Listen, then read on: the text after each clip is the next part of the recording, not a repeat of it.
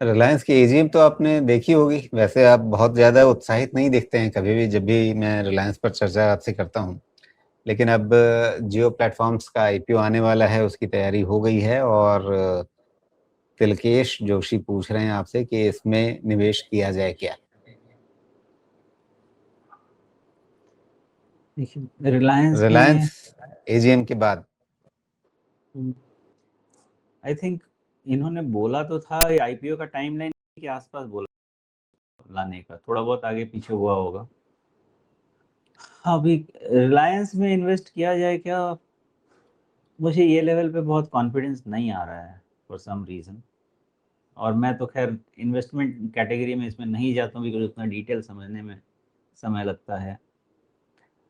मेरा कंफर्ट ज़्यादा अगर कभी हुआ तो मेरा कंफर्ट 11,500-1200 की तरफ ज़्यादा है देन 1300-1400 की तरफ, बिकॉज फिर पूरा हीट भी निकल जाएगा और वो बेटर कंफर्ट देता भी है।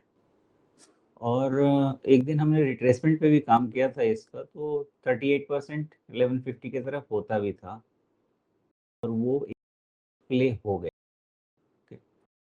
आपका ये रिलायंस हो सकता है रेक्टेंगुलर पैटर्न 1100 के रेंज में अगर रहे, और यहाँ से कितना परसेंट डाउन हो जाए, 13 11.5 यानी 10% और हो जाए, तो बहुत ज़्यादा रिस्क तो नहीं होना चाहिए लॉन्ग टर्म के हिसाब से।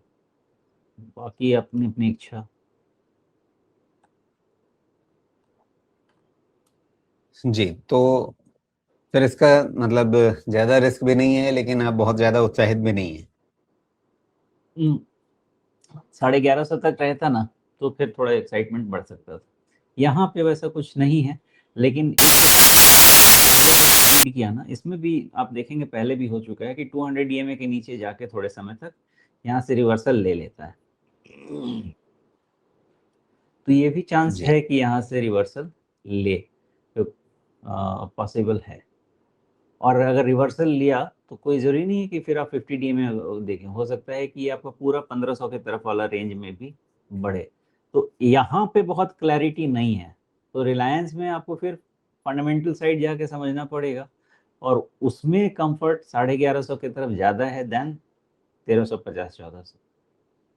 जी।